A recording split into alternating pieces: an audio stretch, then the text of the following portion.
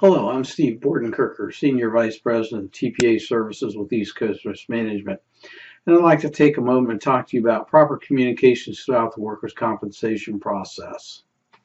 When an employee becomes injured, there can be a lot of uncertainty both with the injured employee and the employer.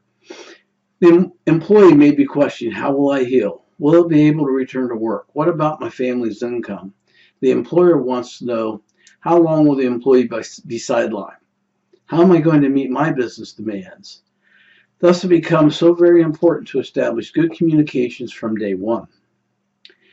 It can help the injured worker through the process of workers' compensation and set a tone of cooperation between the employer and the injured worker throughout their recovery.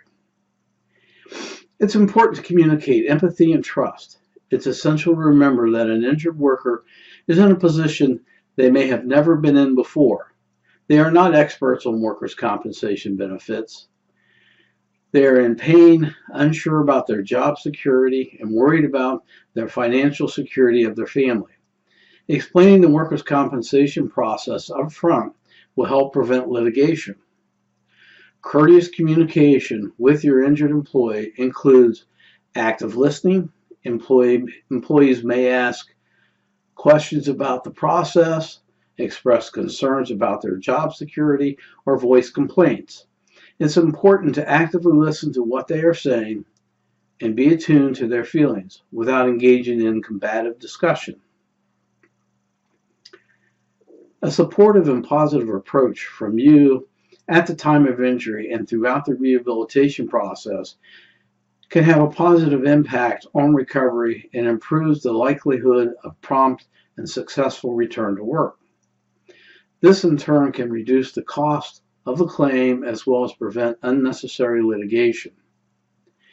Regular communication lets your employee know they are valued and lessens uncertainty about their job security.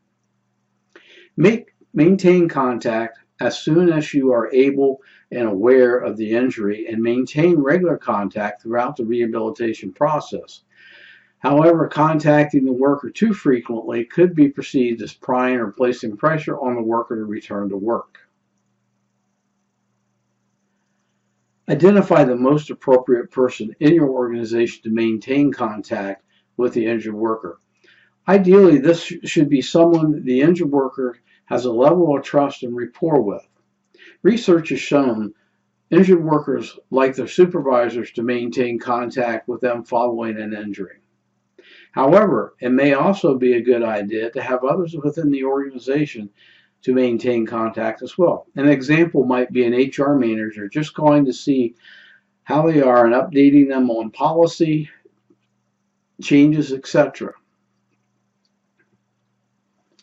Invite the injured workers to meetings or functions that they may be able to attend. Send them newsletters and updates about any announcements while they are unable to work.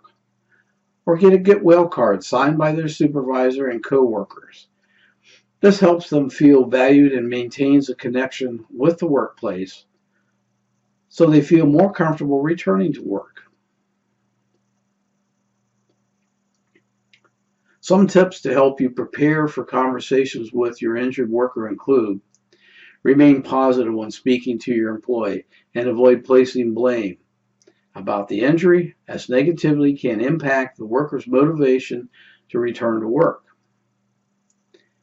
Focus on things the worker can do rather than those things that the injured worker can't do due to their injury.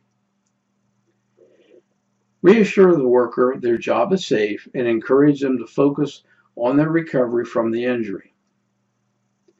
Listen to any concerns raised and address these promptly. Ask your worker when they feel they could return to work and discuss suitable duties available. Tell your worker you look forward to them returning to work. Simply maintaining contact with the employee while they are unable to work due to an injury can help safeguard their recovery and return to work as smooth and timely. Author and motivational speaker Jim Rohn said, "If you just communicate, you can get by. but if you communicate skillfully, you can work miracles. So I would suggest to you that we work to perform miracles, getting employees back to work efficiently and timely.